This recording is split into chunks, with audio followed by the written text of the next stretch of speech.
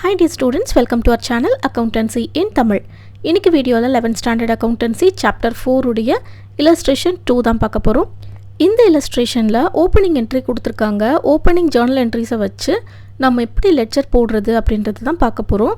First of all, opening entryனா என்ன அப்படினு தெரிஞ்சுக்கோங்க. எந்த ஒரு business enterprises-ஆ இருந்தாலும் accounting period-ஓட beginning-ல நம்ம இந்த opening entry வந்து போடுவோம். அதாவது ஒவ்வொரு வருஷமும் நம்ம வந்து accounting period-ஓட கடைசி மாசம் accounts வந்து க்ளோஸ் பண்ணணும்.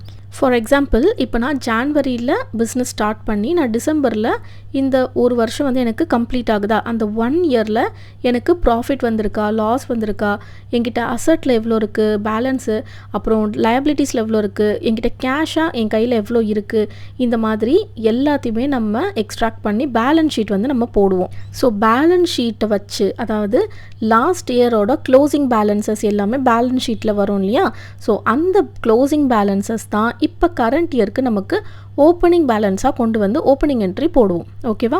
இப்போ லாஸ்ட் இயர் பேலன்ஸ் ஷீட்டை வச்சு நம்மக்கிட்ட கேபிட்டல் எவ்வளோ இருக்குது, லயபிலிட்டிஸ் எவ்வளோ இருக்குது, அசட்ஸ் எவ்வளோ இருக்குது அப்படின்றத நம்ம ஓப்பனிங் என்ட்ரியாக ஜேர்னலில் போடுவோம். ஓகேவா? இந்த ஓப்பனிங் என்ட்ரியை வச்சு தான் நம்ம நெக்ஸ்ட் லெக்சர் போட போகிறோம். ஓப்பனிங் என்ட்ரியோடைய ஃபார்மேட் எப்படி இருக்கும்னு பார்த்தீங்கன்னா, அசட்ஸ் வந்துட்டு டெபிட்டில் இருக்கும். ஓகேவா?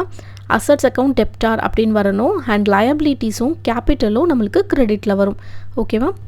நெக்ஸ்ட்டு இந்த ஓப்பனிங் என்ட்ரியை வச்சு நீங்கள் ஒவ்வொரு லெட்ஜராக போடுறீங்க இல்லையா, அந்த ஒவ்வொரு லெட்ஜருக்குமே நீங்கள் என்ன நேம் கொடுக்கணும் அப்படின்னு பார்த்தீங்கன்னா பேலன்ஸ் ப்ராட் டவுன் அப்படின்னு தான் நீங்கள் நேம் கொடுக்கணும்.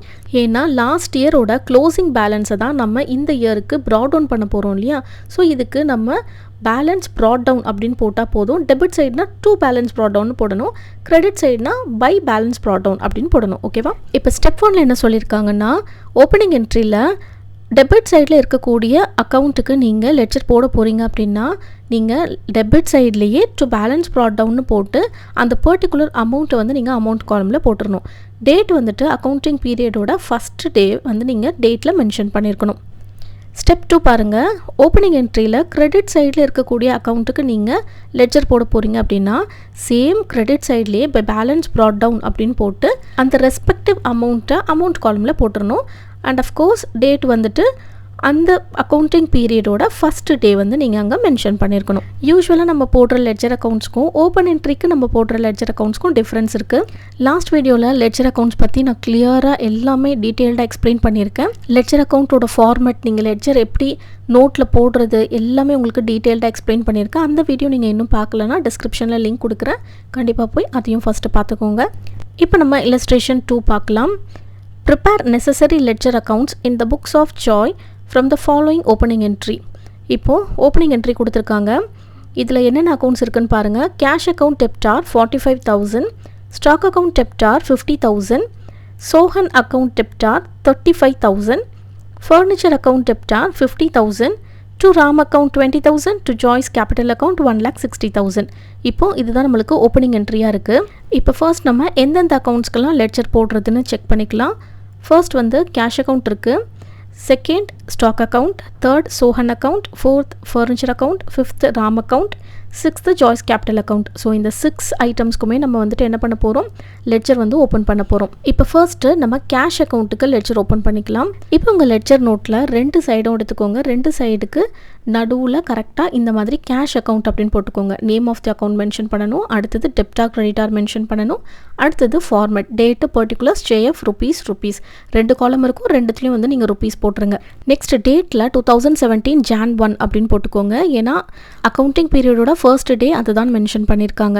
இப்போ நம்ம கேஷ் அக்கௌண்ட்டுக்கு தான் லெட்ஜர் போட போகிறோம் இல்லையா, ஸோ கேஷ் அக்கௌண்ட் டெபிட்டில் இருக்குது. ஸோ டெபிட் சைடில் டு பேலன்ஸ் ப்ராட் டவுன் அப்படின்னு எழுதி கேஷ் அக்கௌண்ட்டுக்கு நேராக என்ன அமௌண்ட் இருக்கோ அதை இங்கே எழுத வேண்டியது தான். இப்போ 45,000 கேஷ் அக்கௌண்ட்டில் இருக்கா, ஸோ அதை எடுத்து எழுதியாச்சு. நெக்ஸ்ட்டு ஸ்டாக் அக்கௌண்ட் டெப்டார் 50,000 அப்படின்னு இருக்குது. ஸோ ஸ்டாக் அக்கௌண்ட்டும் டெபிட் சைடில் தான் இருக்குது இல்லையா, ஸோ நம்ம என்ன பண்ணணும், டெபிட் சைட்லேயே தான் எழுதணும். டு பேலன்ஸ் ப்ராட் டவுன் அப்படின்னு நம்ம டெபிட் சைடில் எழுதிட்டு 50,000 ருபீஸ் அப்படின்னு எழுதிக்கோங்க. டேட்டு யூஸ்வலாக எல்லாத்துக்குமே சேம் டேட்டு தான் வரும். ஓகேவா? 2017 Jan 1 அப்படின்றது தான் எல்லா லெட்ஜர் அக்கௌண்ட்ஸ்க்கும் நம்ம வந்து போடுவோம். ஓகேவா? இப்போது சோஹன் அக்கௌண்ட் டெப்டார் 35,000 அப்படின்னு இருக்குது. ஸோ சோஹன் அக்கௌண்ட் அப்படின்றது எங்கே இருக்குது, டெபிட் சைடில் இருக்குது. இப்போ நம்ம லெட்ஜர்லேயும் என்ன பண்ணணும், டெபிட் சைடில் தான் நம்ம என்ட்ரி போட போகிறோம்.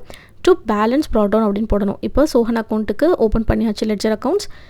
Jan 1 2017 போட்டாச்சு. டு பேலன்ஸ் ப்ராட் டவுன் அப்படின்னு போட்டு அமௌண்ட்டில் 35,000 போட்டாச்சு. Next furniture account debtor 50,000 rupees. இப்போது ஃபர்னிச்சர் அக்கௌண்ட்டும் எங்கே இருக்குது? டெப்டாரில் தான் இருக்குது, டெபிட் சைடில் தான் இருக்குது. Amount 50,000 rupees.